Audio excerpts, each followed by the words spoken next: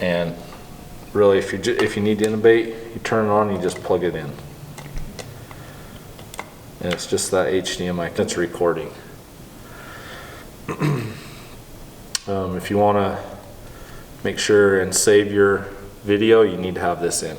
Position your patient. If you want to pat under their head, you can pat under their head.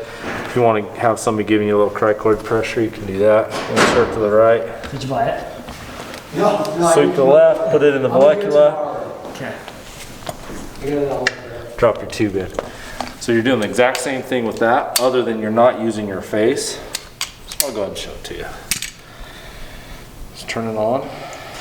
So our tubes don't come pre-packaged with a stylet. So if you do need the stylet, grab it out of the top of the box.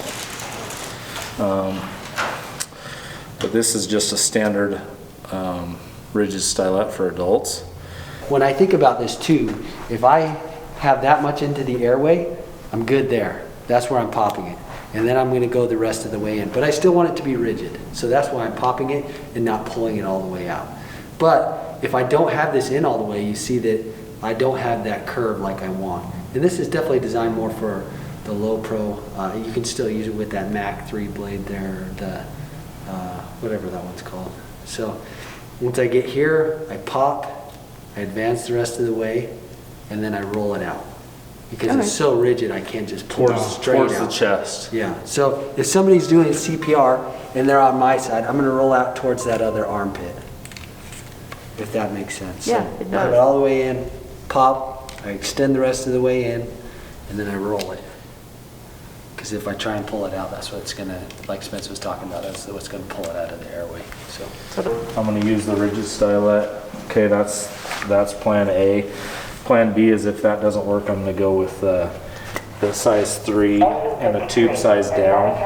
Okay, and if that doesn't work, we're going to go to, third option will be doing a manual. And if that doesn't work, there's dispatch in here. we're going to go to using the king is going to be The back of the back. our fourth plan. Okay, so we can use a bougie along the way if we need to. I haven't ever had to use a bougie much. In fact, the only time I think I've used it once and I had problems with it. So I'm not a bougie fan, but that's just, a lot of people are really successful with bougies. I've always been successful just using just the standard, kind of the soft, flexible stylets. So what we're gonna do, now this is the training side, I'm gonna go in, I'm going to advance, I'm going to put this into the molecular like Travis said. Once it gets about right in here, I'm going to have you pop this off.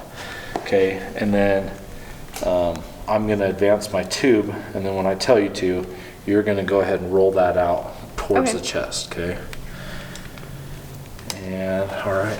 And if I need cric pressure, I'm going to have you provide me some cric pressure right there, all right?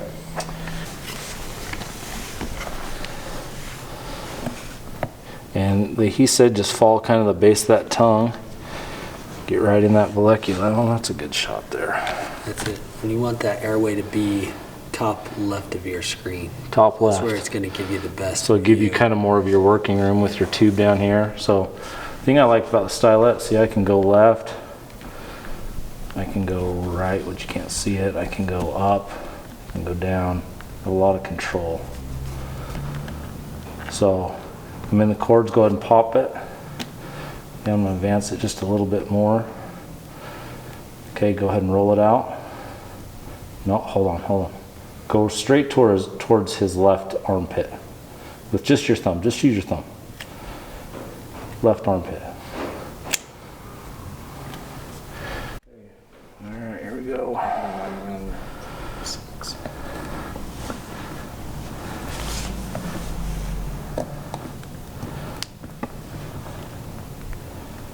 And one thing that I found in the airway class the other day is he says come in this way,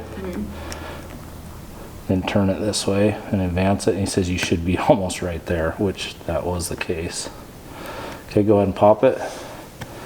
Okay, I'll advance it just a couple more, a millimeter or two. Okay, go ahead, just use your thumb. Perfect. And Nick, I would even say you could go a little bit less, like pull that tube back a little bit. Keep going, keep going. That's where you want to pop it, right there. Like even more towards you. You only want 3/4, yep, just like Right that. there? Like right Yep. where the,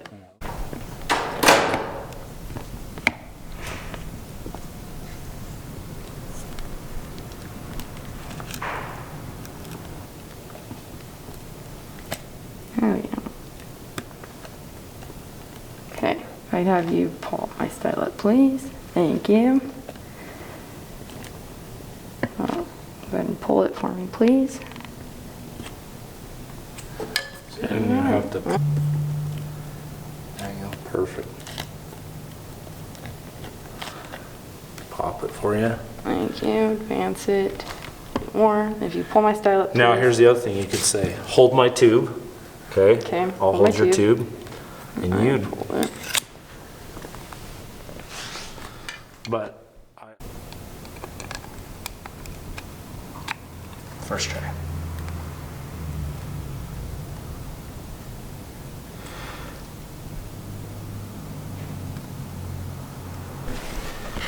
Okay. 4-step process. So the first one is watching Watch the blade go in the mouth. Move to the camera. Watch the view. Oh yeah, that's a great view. When I take my eyes off of the camera, go to the tube until I lose the tube.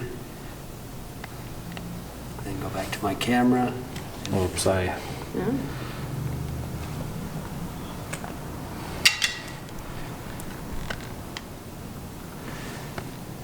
boy, that low pro, that is not it. The low pro on this.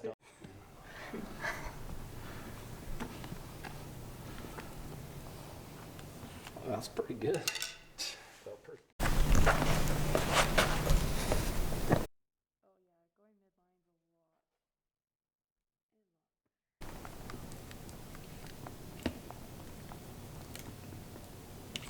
Cap, what blade did she use?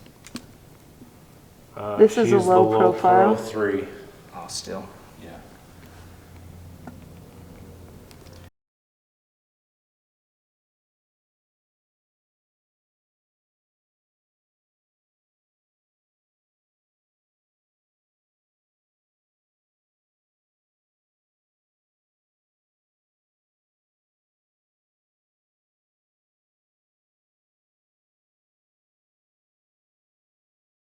So, But that does suck because this really does give you. But yeah, going midline makes a lot of So- difference. so But there were. see it's falling right in there. Yeah. So to me, you just pushed and advanced it. With the bougie, if it were me, I would advance my bougie. And then slide the tube through the You advance the bougie. bougie down, and then the tube follows the bougie. Okay. Yeah. Instead of Yeah. using the bougie to guide you, Uh-huh. I mean, instead of it to. Now the bougie, you do have a little bit of left or right motion with the bougie, so Yeah. that's kind of cool with the bougie.